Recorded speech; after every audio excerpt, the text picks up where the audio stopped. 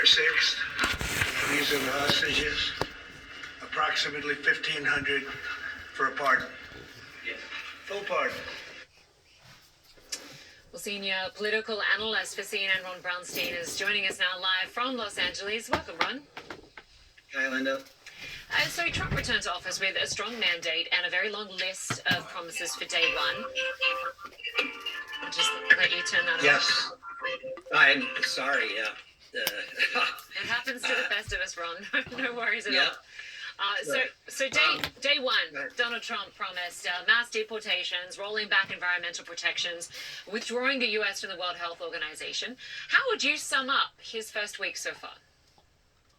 Yeah, I mean, obviously an avalanche of action. I mean, flurry of action doesn't describe it. And one that really underscores my belief that, in modern U.S. politics, the kind of the locus of change is the executive branch, often working either with or against an alliance with the states, and the courts adjudicating how far they can go. I mean, think about how many things Trump has done in this week that are expressly designed to undo things that Biden did in the kind of maybe less intense but similar flurry when he took office. It's very hard to get 60 votes in the Senate for anything other than this one big bill a year where you can pass the reconciliation bill without 60 votes. And so you see the attempt of each new president to transform the country through executive action, but it's a little bit like writing on sand. And in the same way that you see Trump undoing many of things that Biden did, a lot of what Trump is doing today is going to be vulnerable, if he can get it through the courts, to a future president undoing. Yeah, exactly. Of course, he also promised to pardon the January 6 rioters. And we are seeing reaction to that. One young man who had reported his father to the FBI after the insurrection says he's terrified. I just want to play some sound. Sure. I'm terrified. I don't know what I'm going to do. I've taken as many precautions as I could recently. I've picked up a gun. I've moved, and I've gotten myself away from what I thought would be a dangerous situation and staying where I thought my dad could find me, or other people. People that are going to feel so validated by these actions, by this pardon. Oh, my dad once called me a traitor, and he said traitors get shot. So, I mean, we heard from him, but we also heard from another lady, Pam Hampel, who was pardoned and said she won't actually leave prison because she's no longer part of what she called a cult. What message do these pardons send to others who might want to carry out political violence? Yeah. Well, first of all, it sends the message that Trump feels almost invulnerable at this point, right? I mean, he is pressing at the boundaries in every direction, going beyond what he talked about in the campaign, threatening the leaders of Denmark over Greenland, threatening Panama over the canal, pardoning J6 rioters, including people who attacked police officers who later died. Trump is letting them out of prison. And obviously, there is a message that is being sent about normalizing and enabling and excusing. Hold it. What did he say? Normalizing. These people that are like him has still not come to the reality that there is nothing normal about any of this. And why they're still using old yardsticks to measure off of shows that they are out of touch with reality. Political violence that could have important ramifications down the road. But politically, it also, to me, sends the message that he is feeling that there are, in effect, no constraints on what he can do. And that is typically in American history a place where politicians do run into trouble eventually. Ron, I want to turn to the war in Ukraine. Trump has said he's going to end that war between Russia and Ukraine on day one. It hasn't happened yet, but Putin is calling for a meeting with Trump, and Russia has criticized Trump's threat of more tariffs. What do you make of the approach so far? Let's go on.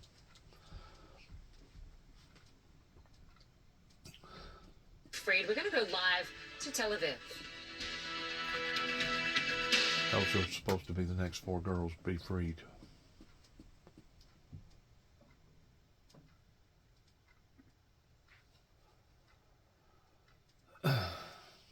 Let's pray that they do.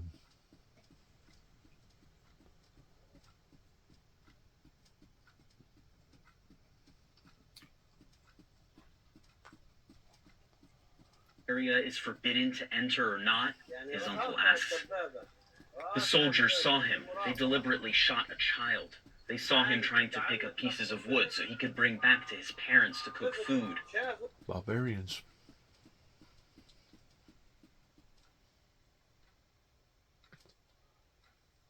In the Barbarians.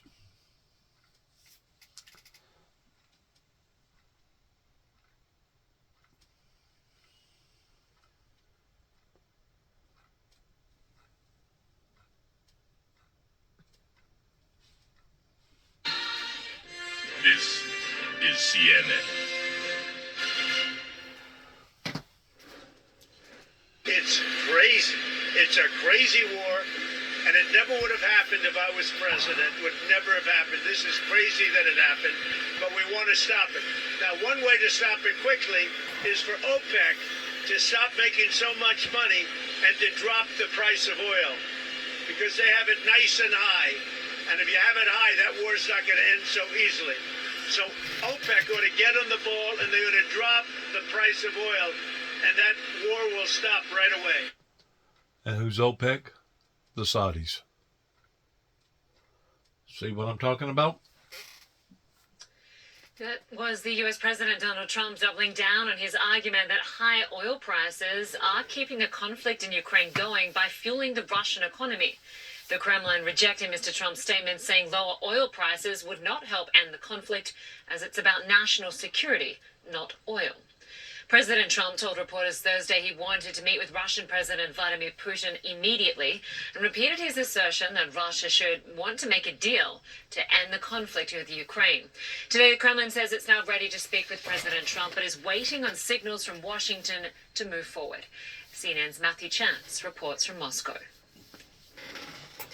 Well, the Russian leader Vladimir Putin has lavished praise on President Trump while urging a meeting between the two leaders to discuss Ukraine and other issues. In an interview on Russian state television, Putin insisted that he, quote, always had an exclusively professional and business-like relationship with Trump.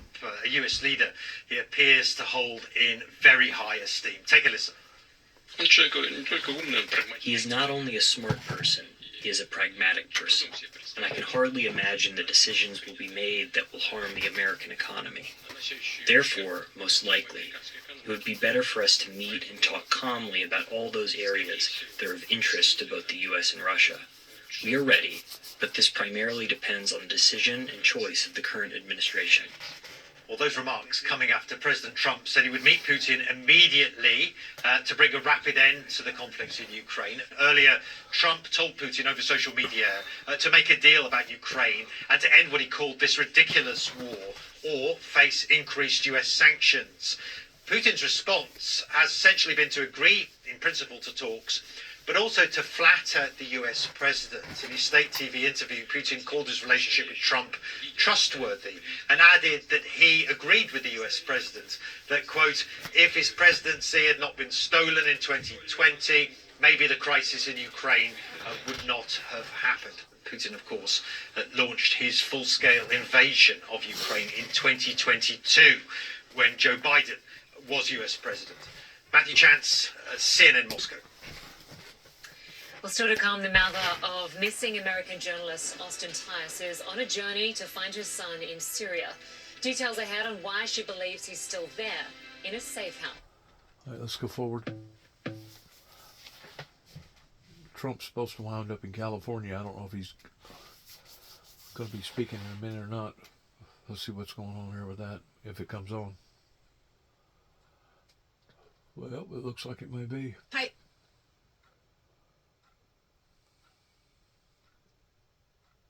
Right there. If they released the water, they wouldn't have had a problem. Very Joy, good evening to you. Donald Trump is on his way to Southern California to survey damage from the deadly wildfires in Los Angeles County. He was in North Carolina earlier today to discuss the response to Hurricane Helene. And while he was there in North Carolina, Trump was asked about California. He criticized the state's wildfire response and said he'd put conditions on any federal aid. Well, in California, I have a condition. In California, we want them to have voter ID so the people have a voice, because right now the people don't have a voice because you don't know who's voting, and it's very corrupt. And we also want them to release the water. If they released the water, they wouldn't have had a problem. If they released the water when I told them to, because I told them to do it 7 years ago, if they would have done it, you wouldn't have had the problem that you had. You might not have even had a fire. President Trump also said he may look to get rid of FEMA. That's the federal agency that helps respond to disasters. Trump says individual states would do a better job. I'll also be signing an executive order to begin the process of fundamentally reforming and overhauling FEMA, or maybe getting rid of FEMA. I think, frankly, FEMA is not good. I think when you have a problem like this, I think you want to go and whether it's a Democrat or Republican governor, you want to use your state to fix it and not waste time calling FEMA. Julia Vargas Jones is in Altadena, California, of course, the site of some of those absolutely devastating fires just a few weeks ago. And Julia, what are we expecting to play out as President Trump lands there in California later today? Well, Jessica, he's supposed to survey some of the areas that were hardest hit here. Well, I was wrong. It don't look like he has made California yet. Jessica, is the forecast... Let's keep going. They had another fire out today on the southern Something end. that is not particularly cheap.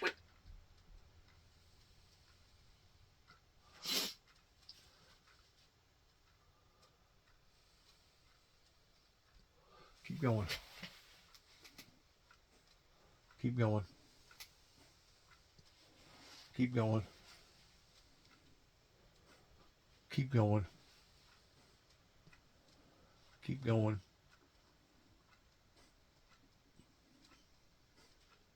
Making clear that if Europe doesn't get serious about investing in innovation, it could risk falling even further behind. Well, that searing analysis from a former central bank president did give hope to thousands of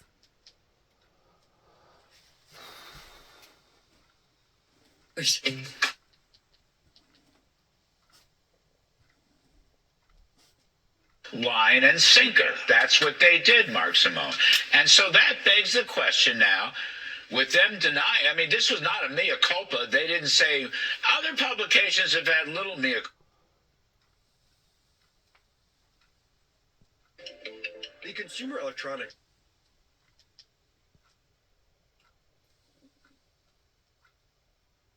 problems.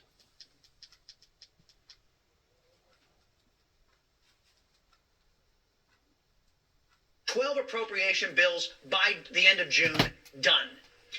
Yes, Chris, thank you for bringing up that particular issue, because a lot of House members have not served in a state legislature. I served in the state legislature in Indiana back when Mitch Daniels was governor, and we had a very aggressive agenda when Mitch was elected, and we had a small majority. We only had a 2-seat majority, and we worked through with regular order. And, we worked on a 2-year budget, and we gave... It's hard to keep up with all this stuff. I appreciate his service in the United States Army and his service to this country, especially in combat. But that is not a requirement for this role. During his career in the Guard and Reserve, Mr. Hegseth did not rise to a command position where he would learn the management, joint forces operations, logistics, and other skills that are relevant to fill this job.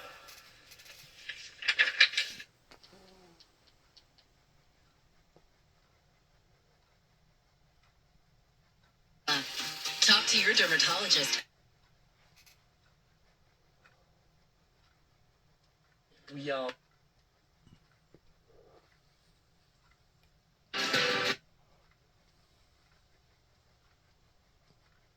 $1 a month. Let's start the bidding at $5 million. Thank you.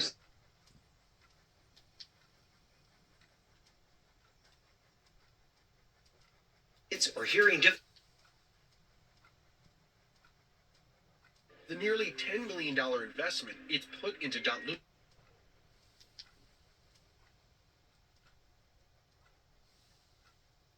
Will plunge into. It's hard to find anything right now. One of the most advanced wearables. I think it's about time for me to end this.